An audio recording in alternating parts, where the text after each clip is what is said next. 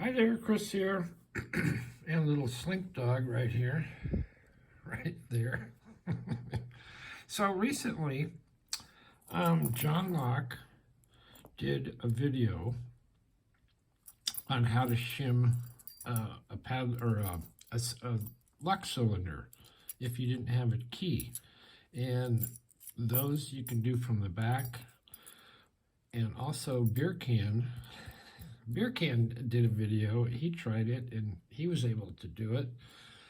And I thought I would share this. I've showed this before, I think. This is an egret and it's a padlock. And some cheap padlocks you can shim from the front. And if we look at it right here, house link, there's no little ridge here. So that's what you want to look for. And the way you want to do this is the bitting on the key. And it does work well. Has a really nice snap. And this could probably also be shimmed from the shackle. But what we're going to do is we're going to front shim it. So you take a shim. And another way you can tell if you could do this is you just put the shim in anywhere.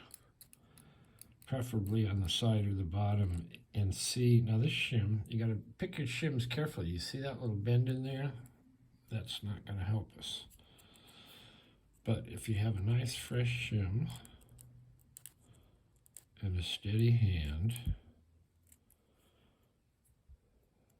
you should be able to go like that. So what you want to do is position that on the top of the lock, like that. Let me turn this off. That might be better. And then you can take a pick or a rake or whatever. I'm going to use a half snowman. And what you want to do is keep a little bit of tension on top of here. And it's hard to start at the beginning, but you just start pushing up. I've got at least one pin. I can feel it slip in.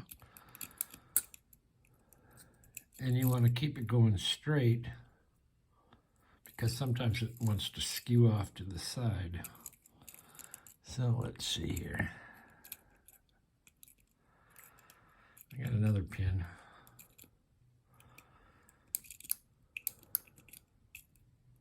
Got another pin.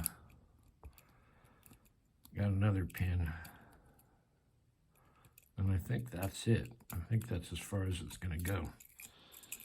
So then you can just take a turning tool, tension wrench, and turn your lock and get it open.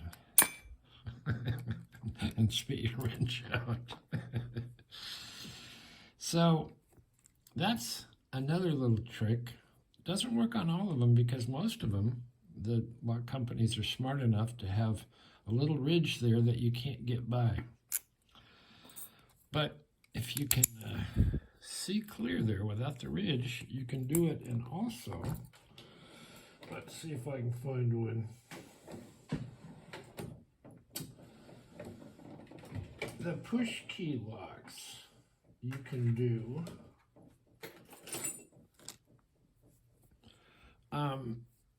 Say you don't have a key for this push key Yale. Well, you can get your shim to go all the way in, and this one I've done it all the way and pull the shim off to the side. But once you do that, then you can pull this out. And I'm not going to do it because you need to follow it out, and then you can remove the pins, take this off.